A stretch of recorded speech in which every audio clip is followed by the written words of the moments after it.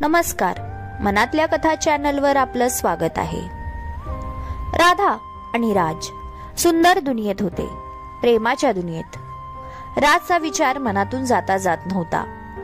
राधा घरी गेली तेव्हा तिला समजलं वैदेहीला रमेश पसंत आहे. आई फार खुश होती. रमेश कामाला गेला होता. वैदेहीच्या वडिलांनी रमेशच्या बाबांना फोन करून सांगितलं होतं, आई, वैदेही वहिनीच्या घरून होकार आला आहे हे मी दादाला सांगणार. राधाच्या डोक्यात वेगळाच प्लॅन होता. रमेश कधी येतो आहे ह्याची ती वाटच पाहत होती. तिने राजला फोन करून सांगितलं. तो देखील खुश झाला. राधा तर तिच्या दादासाठी खूप खुश होती. आनंद गगनात मावत नव्हता. दादाचे लग्न ठरले तर इतकी खुश आहेस. ज्या दिवशी मी लग्नाला मागणी घालेल तेव्हा काय करशील राधा? राज म्हणाला. राधाच्या चेहऱ्यावर लाजेची लाली चढली. ती काहीच बोलली नाही. तिला आईने आवाज दिला. बरं राज, मी फोन ठेवते. आई आवाज देते. थांब ना राधा, मला काहीतरी बोलायचं आहे. बोल पटकन. बोलू? हो बोल. Radha, I love you. तिच्या चेहऱ्यावर गोड हास्य आलं. तू पण बोल. काय? हेच जे मी आता बोललो. काय म्हणाला? नाही ऐकलं? राज म्हणाला. नाही. खरंच? चल मी फोन ठेवते, आई बोलवते. असं म्हणत तिने फोन ठेवून दिला. तिच्या हृदयाची धडधड वाढली होती. मनातच म्हणाली, राज, आय लव्ह यू टू, पण तुझ्या समोर बोलायची हिम्मत होत नाही. पुन्हा आईने आवाज दिला. हो आले आई. ती पळतच गेली. पाहते तर रमेश आला होता. आईकडे पाहत डोळे मिचकावले. आईला इशारा केला की काहीच बोलू नको. आई समजून गेली. नक्कीच काहीतरी करणार आहे.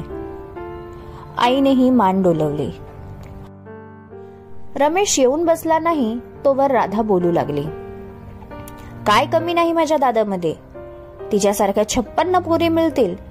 रमेशला आवाज जाईल इतक्या जोरात ती आईशी बोलत होती. राधाचे पूर्ण लक्ष रमेशकडे होतं. हे ऐकताच तो राधा जवळ आला. काय झालं राधा?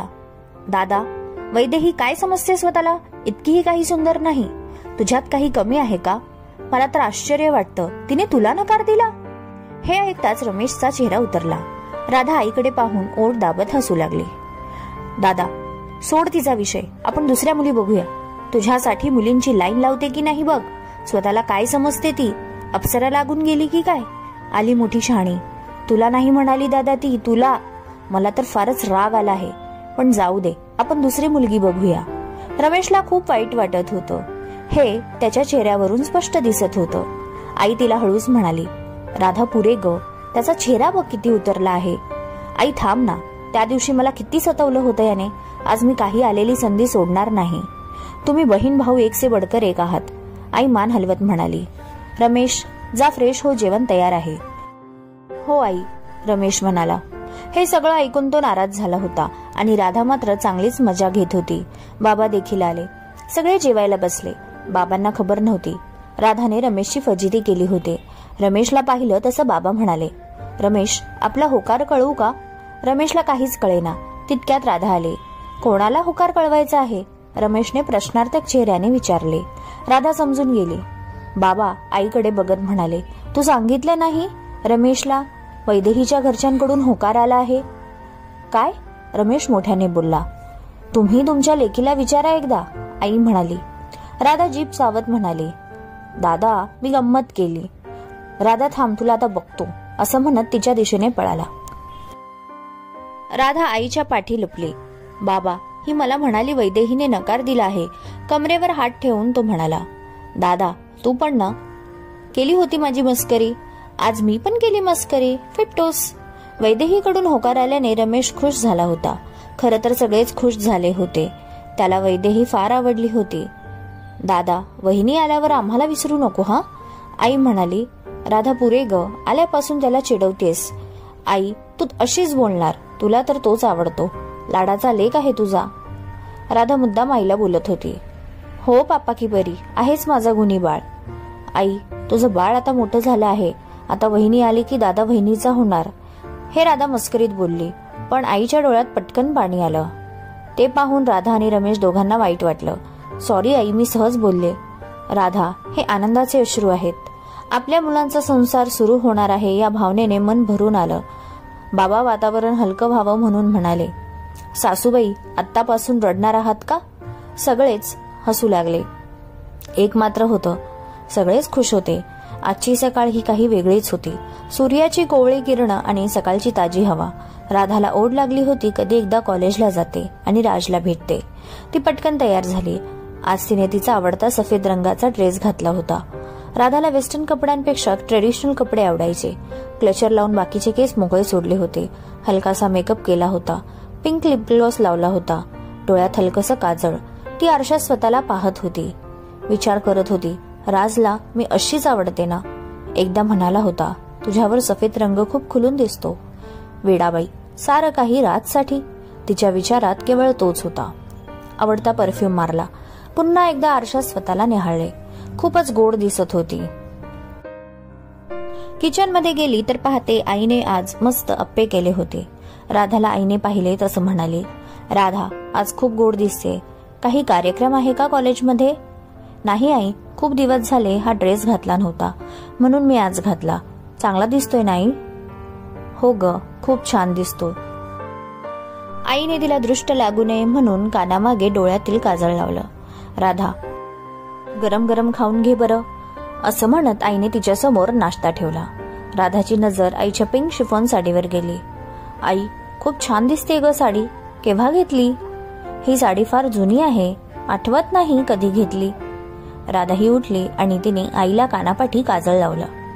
काय ग राधा, मला म्हातारीला कोणाची नजर लागणार आहे? आई, तू आणि म्हातारी? काहीही बोलते हा. तू तर माझी संतूर मॉम आहेस. पुरे ग कौतुक. आई पदर खोचून पुन्हा कामाला लागली. आई, काय मस्त झाले आहेत ग अप्पे, एक नंबर. पोट भरून खा राधा. राधाच्या चेहऱ्यावर गोड हास्य होतं. ती रमेशसाठी खूप खुश होती. वेगळाच आनंद होता. आई, मी खूप खुश आहे दादासाठी. मला वैदेही वहिनी तर त्याच वेळेस आवडली होती. आतूनच वाटत होतं की ती होकारच देईल. हो राधा, मलाही वैदेही फार आवडली. वैदेही आणि रमेशची जोडी खूप छान दिसेल. ती फार भावूक झाली. तितक्यात रमेशही तयार होऊन आला. त्याच्या चेहऱ्यावर देखील आनंद ओसंडून वाहत होता. आई, नवरदेव आले बघ, राधा मुद्दाम त्याच्याकडे पाहत म्हणाली. आई, बघ कशी चिडवते मला. तू दिलेला ब्रेकफास्ट कमी पडला बघ. मला चिडवल्यावर राधाचे पोट भरणार. दादा, मी ही संधी सोडणार नाही. मी तुझं असंच डोकं खात राहणार आहे. माझं डोकं खाण्यापेक्षा तू पण शिकून घे जेवण कसं बनवायचं. सासरी गेली की कामाला येईन. दादा, मला वाटलंच होतं असंच काहीतरी बोलणार. मी काहीही चुकीचं बोललो नाही. आईने रमेशसाठी देखील प्लेट आणली. त्या दोघांची नेहमीप्रमाणे मस्ती चालू होती. ती मात्र राधा आणि रमेशसाठी भावूक झाली. बघता बघता मुलं कधी मोठी झाली कळलंच नाही. रमेशचं लग्न होईल आणि थोड्या दिवसाने राधाही सासरी जाईल.